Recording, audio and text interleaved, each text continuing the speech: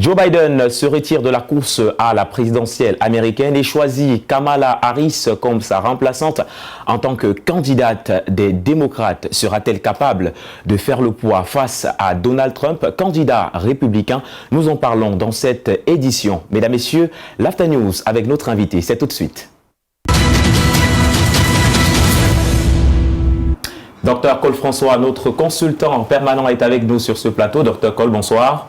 Bonsoir Pythagore, bonsoir à tous nos invités. Voilà, Dr Cole, pour reprendre justement les mots de notre caméraman Guy Fotso, vous êtes habillé comme un chef à l'Ouest Cameroun, Dr Cole. Vous êtes très élégant. Oui, il fallait un peu faire honneur à l'Afrique ce soir. Je crois que c'est une émission qui est très suivie et il faut que, que nos téléspectateurs et non nos invités, comme je l'ai dit tout à l'heure, sachent qu'ici, nous prônons les valeurs africaines. Voilà. Alors, Dr Cole François, nous sommes tournés vers les Jeux Olympiques Paris 2024 et plusieurs Africains sont représentés justement à ces Jeux africains dans plusieurs disciplines. Dites-nous, quelles sont les chances des athlètes africains de remporter des médailles d'or lors de cette édition des JO?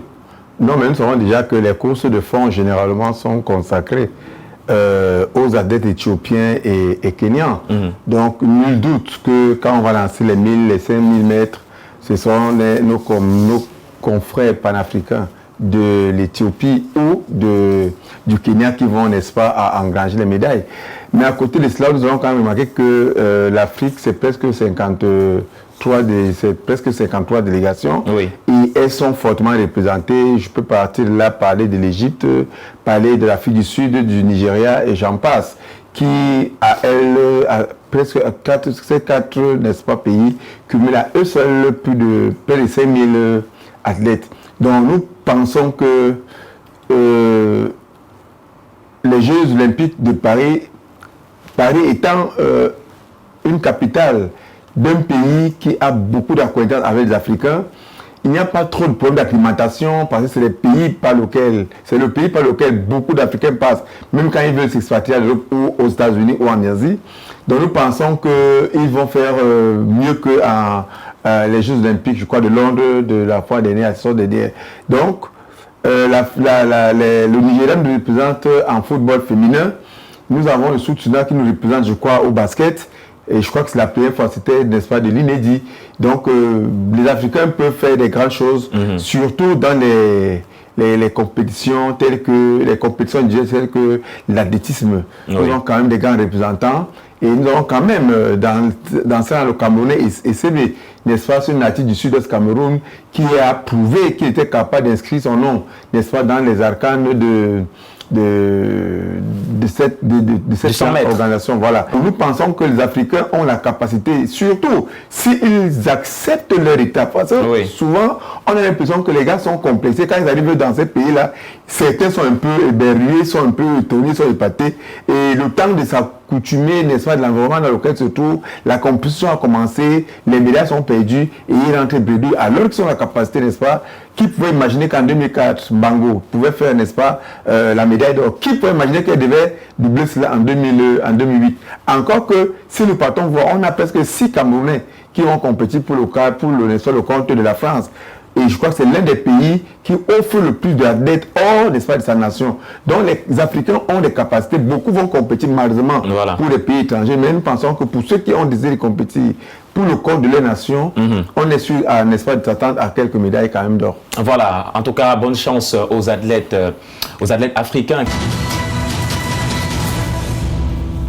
Joe Biden se retire de la course à la présidentielle et a choisi justement sa colistière Kamala Harris pour le remplacer en tant que candidat des démocrates. Celle-ci aura donc l'occasion, si elle est investie par son parti le 19 août prochain, suite à la convention des démocrates, affronter Donald Trump, candidat des républicains. Avant d'en parler sur ce plateau, écoutons d'abord ce reportage que nous propose notre réalisation, un reportage de Paul Inès Otouf. Kamala Harris réunit plus de 2579 délégués pour son investiture comme candidate du Parti démocrate. Et si elle venait à représenter officiellement le parti, une des nombreuses questions qui suscitent l'intérêt, celle qui interroge sa capacité à faire le poids face au candidat républicain Donald Trump. Malgré le grand soutien qu'elle reçoit depuis que Joe Biden a démissionné, Certains Africains pensent qu'elle est loin de faire le poids. Le prétexte ici s'appuie sur le genre. Moi, je pense que la question devrait être, est-ce que les Américains sont prêts à avoir à la tête de l'État une dame et de surcroît une noire? Elle n'a pas vraiment la pointe d'une femme. À part son parcours de procureur, je ne pense pas qu'elle peut faire vraiment le poids face à Donald Trump. Surtout avec l'actualité actuelle de la guerre en Ukraine. Plus encore dans un contexte sociopolitique marqué par la guerre en Ukraine. Et surtout que de ma part, elle n'a pas vraiment la pointe d'une femme. À part son parcours de procureur, je ne pense pas qu'elle peut faire vraiment le poids face à Donald Trump. Surtout avec l'actualité actuelle de la guerre en Ukraine. D'un autre côté, Kamala Harris pourrait avoir les capacités requises pour surpasser Trump aux élections si l'on s'en tient à son expérience. Elle a du vécu, elle a été procureure générale, elle a roulé sa bosse dans l'administration américaine. Et de là, elle est en train de faire pratiquement 4 ans comme vice-présidente. Et on n'a qu'à voir la levée de fonds qu'elle a déjà pu faire en 2 jours, plus de 81 millions de dollars. C'est de l'inédit. Les enjeux pour l'Afrique dans cette bataille ne sont pas à négliger. Lors du dernier mandat de Donald Trump, il a fait entrer pratiquement 400 000 immigrés en 4 ans. Or, avec Kamala, on accuse Kamala d'avoir fait entrer 2 millions d'immigrés en 3 ans. Vous voyez donc que les démocrates sont un peu plus ouverts que les républicains. Aucun des deux, que ce soit les démocrates, que ce soit les républicains, les blancs ne sont pas pour nous. Les blancs, l'Afrique est pour eux une, qu'est-ce que je peux dire, une réserve où ils peuvent venir puiser, où ils peuvent faire jouer les enjeux politiques ou je peux dire quoi, économiques par rapport au sous-sol qui regorge l'Afrique. Les regards sont portés au mois de novembre pour le dernier tour de la présidentielle aux USA. Voilà, merci Paulinès Autou pour cet élément. Dr Cole François, Joe Biden retire sa candidature en tant que candidat des démocrates. Dites-nous, est-ce que vous êtes surpris? Ben, je pense que les Américains ont écouté, n'est-ce pas, cette doléance qu'on a émise ici sur le plateau. Il y a quelques émissions en arrêt, je crois l'émission qui venait après le débat entre Donald Trump et Joe Biden, où on s'interrogeait de savoir si les Américains, surtout des démocrates, n'avaient pas quelqu'un d'autre qu'ils pouvaient nous proposer à la place de Joe Biden, compte tenu du rendu et du rendement de son débat. Aujourd'hui, nous sommes pas totalement surpris parce que nous sommes quand même loin d'imaginer que les Américains soient des gens qui ne réfléchissent pas. Ils ont compris, comme le monde entier avait compris, que Joe Biden ne faisait pas l'affaire. Joe Biden, je crois, c'est 81 ans. Oui. Mais c'est aussi beaucoup de maladies, beaucoup de dysfonctionnements déjà. Il faut admettre que l'homme, n'est-ce pas, a pris beaucoup d'eau dans son moulin. Et nous ne sommes pas totalement surpris. C'est peut-être la suite des événements qui sera beaucoup plus intéressante parce que Joe Biden, ce n'est pas Kamala Harris dans tous les cas. Voilà, et justement, parlons de Kamala Harris.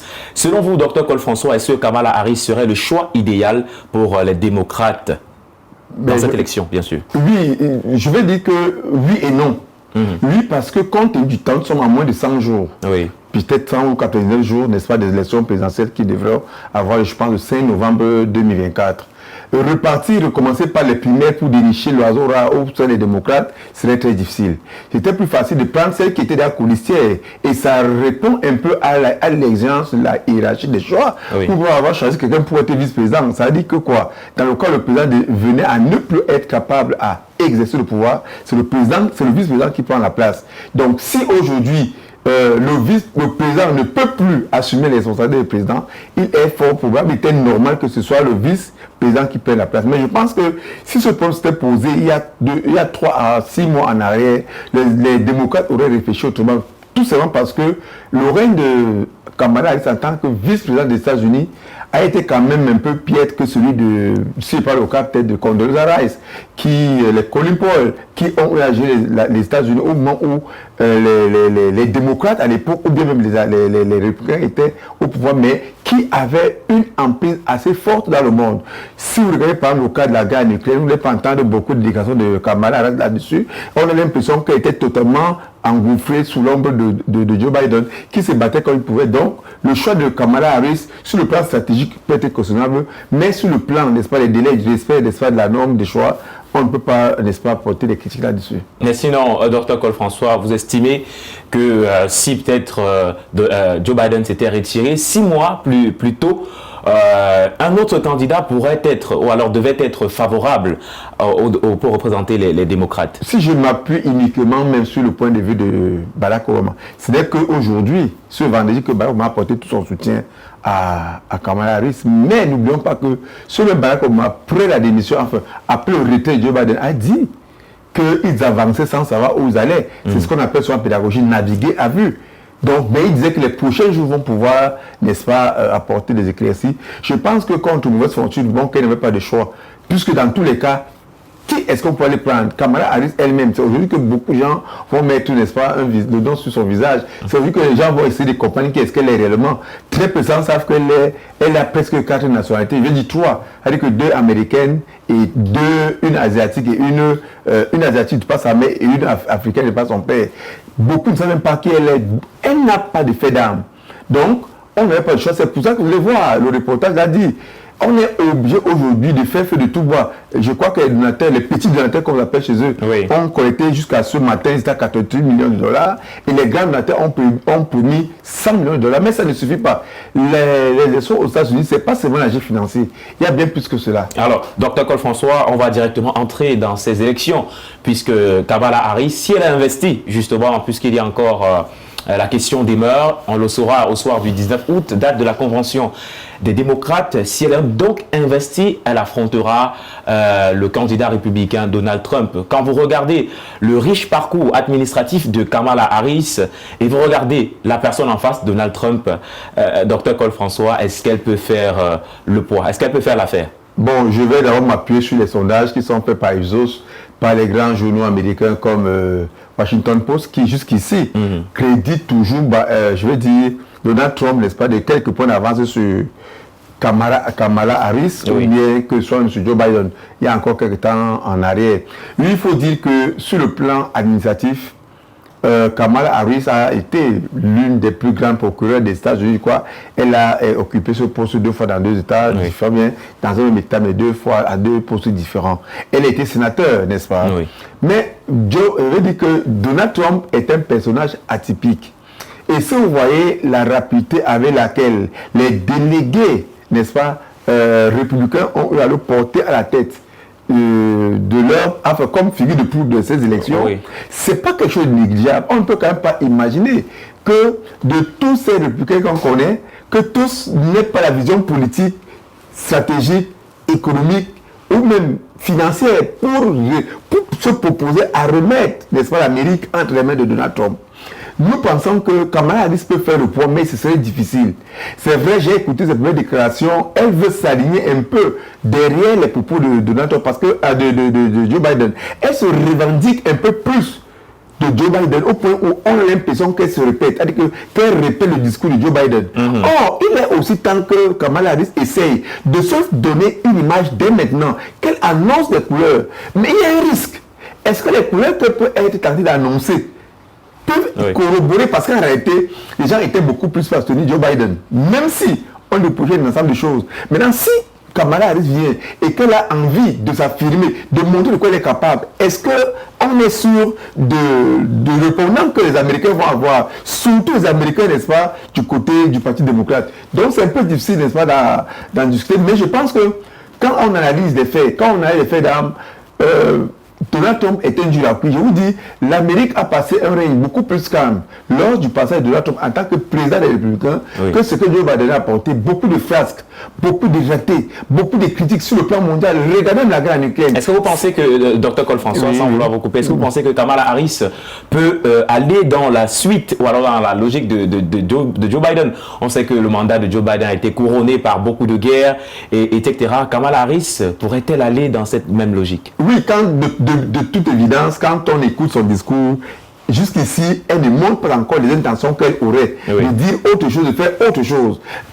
Et d'ailleurs, elle n'a pas pris véritablement position par rapport au grand cours des événements mondiaux. Elle ne s'annonce pas. Voilà pourquoi elle dit qu'elle est sous l'ombre de Joe Biden. Quand vous voyez les discours, les premiers discours, d'abord, c'est très peu. Mais quand vous voyez les premiers discours, c'est peut-être plus des positions qui sont très maigres. C'est Joe Biden qu'on a l'impression qu'on est en train de voir. J'ai l'impression que ce n'est pas Joe Biden qui se présente, mais en fait, c'est Joe Biden qui reste au travers de Kamala Harris. Par contre, quand vous voyez par exemple, Joe Biden a été, je crois, vice-président de Barack Obama. Mais quand lui vient, la trajectoire est totalement différente de Barack Obama. Bon, peut-être que d'ici l'élection ou après l'élection, si jamais elle est portée à la tête des États-Unis, on pourra voir ce dont elle est capable, mais je pense que les Américains ne sont pas prendre le risque parce que si elle ne définit pas très bien sa trajectoire maintenant avant les élections, les Américains ne prenaient pas le risque de voter quelqu'un dont on ne sait pas, dont on n'est pas sûr de lendemain. Alors, Dr Cole-François, pour sortir de cette thématique justement, on va essayer de prendre votre avis en tant qu'Africain. On a d'un côté Donald Trump, on a de l'autre côté Kamala Harris. Aujourd'hui, en tant qu'Africain, de quel côté est-ce que nous devrions nous pencher? Il serait quand même un peu dupe de dire aux Africains de se pencher d'un côté. Pourquoi je le dis? Nous avons là deux Américains. Je dis parce que je suppose qu'il y a un conflit armé entre les États-Unis actuellement et n'importe quel pays africain. L'obligation que ces gens-là auront serait de prendre les armes et d'aller combattre ce pays africain. Du coup, je ne les vois pas parce que quelqu'un me dira non, penchons du côté de Kamala parce que son papa est un Afro-Américain qui s'est retrouvé aux États-Unis naturellement dans les années 61 pour venir faire l'école. Mais c'est une Américaine. Je pense que l'histoire de Barack Obama doit nous en dire gros. Je crois en 2011, quand on attaque les États, quand l'OTAN et tout ce qu'on connaît là, les gens s'attaquent contre Kadhafi, Barack Obama qui est président. Le printemps arabe, c'est Barack Obama qui est président. Le désordre qui s'est produit en Côte d'Ivoire, c'est Barack Obama qui était présent. On ne peut donc pas imaginer que ces gens-là mettraient même leur 8e choix, même leur 100e d'intérêt pour le compte de l'Afrique, parce que pour eux, même s'il faut venir en Afrique, il faudra venir piller l'Afrique. D'ailleurs, on est en train de les expliquer aujourd'hui dans la conférence, vous savez pourquoi? Parce que malgré le séjour des Américains, avec toute l'avancée technologique qu'ils ont eue au sein de cette zone de guerre, ils n'ont pas vraiment combattu aux côtés des États pour juguler, n'est-ce pas, les forces terroristes. Par contre, on a plutôt vu les terroristes avoir de l'émergence, évoluer, prendre des territoires, alors que les Américains qui étaient supposés défendre la cause des États. Donc, je ne pense pas qu'il faille nourrir l'espoir aux Africains en leur disant, voilà, penchez-vous, souhaitez que Donald Trump prenne, souhaitez Kamala Harris prenne. Mais seulement, au vu de ce que Donald Trump a présenté entre 2016 et 2020, lui, il montre qu'il n'est pas un homme de guerre, malgré qu'il soit républicain. Qu'il est beaucoup plus appelé à dialoguer, comme on l'a vu, avec le président nord-coréen, avec le président russe. Il est prêt à aller même vers ceux qu'on appellerait les ennemis des États-Unis parce qu'il aime les compromis. Mais pour Kamala Harris, je dis, restons très prudents parce que jusqu'ici, le reportage a dit, si lors d'à peine 4 ans, elle a ramené presque 2 millions. Pourquoi? Les 2 millions, elle vient de faire quoi? Peut-être c'est parce qu'elle prépare ses élections. Vous savez que ces gens-là sont souvent quoi? Quand ils préparent une élection, ils créent soit des tensions, soit des ouvertures, parce qu'ils disent que ces gens, quand ils vont arriver, on peut me les nationaliser et comme ça, c'est servi de comme, n'est-ce pas, du bulletin électoral le mois venu. Voilà, merci, Dr Cole-François. Cette actualité, on va la suivre, comme c'est toujours le cas dans l'After News. On a dit, on attend la convention de 2024, justement la convention des Républicains qui aura lieu le 19 août. Des démocrates. Des démocrates, pardon, merci, Dr Cole-François. Les Républicains ont eu leur convention, justement, c'était à Milwaukee et Donald Trump a été porté à la tête de son parti pour représenter justement les Républicains à l'élection. Donc on attend le 19 août prochain pour savoir qui représentera les démocrates à cette élection américaine prévue en novembre prochain. On va revenir du côté du Cameroun dans la deuxième partie de l'After News pour parler des résultats du baccalauréat de l'enseignement général qui inquiètent selon les chiffres publiés par l'Office du baccalauréat du Cameroun. On parle d'un pourcentage annuel estimé à 37,26% avec un baccalauréat A4 allemand à 6,35% et un baccalauréat A4 espagnol à 6,90%. On en parle justement en deuxième partie de l'After News. Mais avant, prenons ce reportage de Colin Bécatal. Baccalauréat A4 allemand, 6,35% de taux de réussite et baccalauréat A4 espagnol, 6,90% de taux de réussite pour la session de 2024. Le malaise très remarquable suite à ces résultats qui n'honorent pas le Cameroun est curieusement de bonne guerre, citant aussi bien l'Office du baccalauréat que la ministre des enseignements secondaires n'ont pas cédé à la complaisance. d'une voix sont d'ailleurs d'accord de ce que l'obtention de ce parchemin doit tenir du mérite. C'est pour faire que les enfants doivent apprendre. Parce qu'ils disent que si j'ai 9, je vais passer. Peut-être si j'ai 8, je vais passer. Et quand on est à 10, tout le monde va... Ils vont échouer. Pour le cas précis de la session de 2024, la rigueur était requise pour un examen qui aurait été entaché de fraude. Il y avait des fuites des épreuves. Avant la composition, avant les examens, il y avait des fuites. Mais lors de la correction, il y a des rumeurs qui couraient qui disaient qu'on n'a pas délibéré. Dans ce contexte, le recours au livret scolaire a vraisemblablement servi à séparer le blé des livrets. Même si tu as 10, on a que de corriger ta copie et on voit que par exemple tu as une note très élevée. Ça veut dire que peut-être tu avais l'épreuve en avance. Et on a fait comprendre que c'est à l'heure là qu'on vérifiait le livret pour voir que la matière où tu as eu cette note élevée là, est-ce que tu avais ces mêmes notes au niveau lors de ton cursus. Mais là on se rend compte que si ce n'est pas la même note directement, tu étais éliminé. Des stéréotypes ont souvent classé la série littéraire comme celle des moins assidus.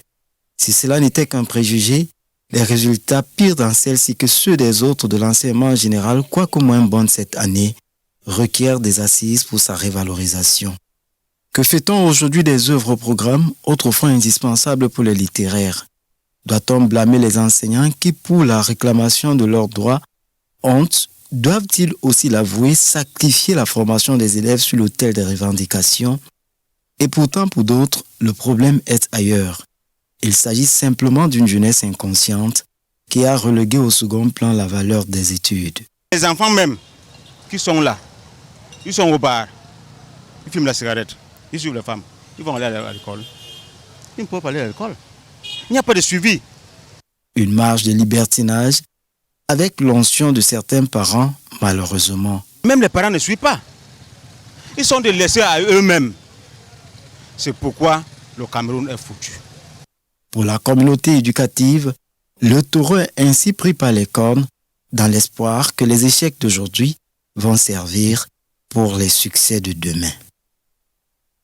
Merci Colin Bécatal pour cet élément. Dr Col François, vous êtes enseignant. Justement, on parle d'un pourcentage de 6,35% pour le baccalauréat A4 allemand et 6,90% pour le baccalauréat A4 espagnol. Dr Col, dites-nous, comment on dit au Cameroun, qu'est-ce qui n'a pas marché? Je pense que c'est le reflet de la situation socio-économique du Cameroun parce que nous ne pouvons pas faire une analyse de ce sujet en se braquant sur un seul angle. Sinon, nous allons nous-mêmes fausser notre analyse. C'est vrai que plus tard dans l'analyse, on pourra te dire, oui, mais dans l'enseignement technique, par exemple industriel, ça a été très bon généralement chez les vrais techniciens. Oui. Bon, peut-être ce n'était pas tellement le cas chez les bacs CG et AK. Mais pourquoi est-ce que au niveau de l'enseignement général, notamment l'enseignement secondaire général, littéraire, l'échec est retentissant? Je voudrais déjà dire qu'au Cameroun, on a souvent l'impression que tout ce qui est fait doit être critiqué. Tout ce qui se passe autour de nous, quel que soit le bord par lequel on prend, on doit le critiquer. Nous, on a parlé encore dans un passé très récent, les gens sont montés dans les médias et dans les réseaux sociaux dire comment on a fait admettre des enfants avec des moyennes tellement petites, on a délibéré à 2%, on a délibéré à 1%. Les gens vous ont même dit dans les plateaux de télévision, sur les plateaux de télévision, qu'ils avaient des preuves que les enfants qui ont eu le bac ces années-là étaient admis avec 6%. Ok, allons même ce postulat. Aujourd'hui, dans l'État camerounais, c'est la visée. Et on vous a encore dit, dans les rumeurs du quartier, qu'on n'a pas délibéré. On s'est limité à 10%. Je pense qu'en réalité, tout le monde devrait en être fier. Qu'enfin, l'État nous a compris en refusant de donner le baccalauréat aux enfants qui ne méritaient pas. Mais maintenant, quand on l'a dit et qu'on l'a évacué, reconnaissons que depuis presque 4 ans, depuis même 2017, tu vas aller plus loin, depuis 2017, les enseignants sont dans des plaintes récurrentes de leur mal-être socio-professionnel. Est-ce que c'est ça qui a affecté les résultats? C'est possible. Et à côté de cela, il y a les prédispositions qui peuvent émaner des filières d'apprentissage. J'ai eu la chance de faire l'enseignement général scientifique. Quand je quittais la 3e pour la seconde, généralement, nous, tout ce qu'on avait orienté à l'époque en seconde C, étions les enfants qui nous battions pas mal en mathématiques, en matière scientifique, je veux dire, et en matière littéraire. Maintenant, nous, c'était nos camarades qui avaient quand même en seconde, parfois avec des moyennes telles que 8, 9,5 ou 10 faibles, on les orientait d'office dans l'enseignement, dans les séries littéraires. Et on avait l'impression que nous qui étions dans l'enseignement scientifique, nous avons des très bonnes dispositions à faire, même les matières littéraires, que nos enseignements littéraires en avaient pour faire les matières scientifiques. Et pour ceux qui ont souvent eu à suivre les examens, ils vous diront que quand vous lancez le peu dans les classes scientifiques, très souvent, que ce soit pour toi au baccalauréat, CD, très peu d'enfants s'intéressent à la copie de leurs camarades. C'est-à-dire que même quand ceux-là peut-être c'est dans l'erreur, ils sont généralement concentrés à travailler sans tenir compte des aléas de leur environnement. Par contre, dans les séries littéraires, on a son impression que dès qu'on donne une épreuve, il faut rapidement aller chercher chez le voisin. C'est comme ça qu'on peut temps à crier après eux. C'est comme ça qu'on rappelle à l'autre. Qu'est-ce que je veux par là dire? Je veux par là dire que même si les enfants ont été face aux mêmes professeurs, qui avaient les mêmes revendications, on a l'impression, la vague impression que les étudiants, les élèves qui font les séries scientifiques sont beaucoup plus aguerris, sont beaucoup plus portés vers la recherche, sont beaucoup plus portés vers l'indépendance et même, je dirais, vers l'autodidactique. Du coup, quand les conditions de fréquentation deviennent anormales ou anormalement acceptables, ceux qui peuvent s'en sortir, c'est ceux qui ont les présomptions, qui sont pressurisés à pouvoir étudier d'eux-mêmes. Mais tout compte fait, nous devons à un moment donné, nous tous acclamer quand c'est bien fait. Je pense que si ce qui se dit est vrai, que l'on n'aurait pas délibéré et qu'on a pris 10, quelque part il y aurait une petite erreur parce que nous savons tous ceux qui sont pédagogues savent que l'examen est jamais donné à un enfant moyen. Mais si on allait prendre l'enfant moyen à 10, on sait que l'enfant moyen cette année c'est 10 et non 9, ok. Ça veut dire qu'au moins les produits qui vont traverser cette année pour l'université seront de meilleurs produits. Et docteur Kolfansoy, ceux qui sont calés, il y a quand même plusieurs qui sont calés, est-ce qu'on va les dédouaner? Mais ceux qui sont calés n'ont pas réussi. C'est comme on soit dans le monde du football. Le but, c'est ce qui entre. C'est quand le ballon est au fond du filet. Allez, quand on arrête pour le but, si on arrête le but, c'est que c'était pour le but. Justement. Ça veut dire qu'on a arrêté le ballon. Donc ceux qui sont restés, qu'ils acceptent, c'est pas une fatalité en fait. Bon, docteur Kolfansoy, il n'y a que 6% qui ont réussi à passer. Est-ce que ce n'est pas inquiétant de savoir que dans tout le Cameroun, il n'y a que 6% dans une série qui a réussi à passer l'examen? Est-ce que vous-même, si vous avez un enfant qui a échoué le bac littéraire, avant de critiquer qui que ce soit, reprenez, faites-lui croire que vous avez eu un stage pour lui dans une entreprise à place et demandez de rédiger la lettre, la demande. Que ce soit sur le plan de la forme ou du fond, vous verrez que cet enfant avait le droit d'échouer le bac. Je vous dis encore que l'école ne manque pas. L'école, c'est comme la terre. Un enfant qui a des bonnes performances scolaires pendant l'année scolaire, généralement, va réussir. S'il y en a qui avaient les bonnes performances scolaires et qui ont échoué, ça peut arriver parce que, parfois on ne le dit pas assez, les conditions de composition sont au moins responsables de 50% du résultat de l'enfant. Il suffit qu'un enfant se lève le matin et qu'il soit recalé par la pluie entre la maison et l'école, qu'il soit en train d'entrer en salle de classe étant totalement mouillé. Il n'aura pas le même moral que celui qui est venu dans les bonnes conditions. Je ne dédouane personne, mais je veux dire que s'il faut faire une analyse des causes, on peut les adosser sur plusieurs aspects. Donc ceux qui ont échoué, moi ce que je pense c'est qu'ils doivent prendre conscience que quand nous avons à l'école, tout à l'heure le reportage, on nous disait que les enfants se vont au bar pour fumer, boire et peut-être se livrer à leur famille. Non, ils ont déplacé ces choses aujourd'hui dans les salles de classe. Il suffit que le professeur ne soit pas là et la salle de classe est transformée en bord de lui. Ça c'est inadmissible.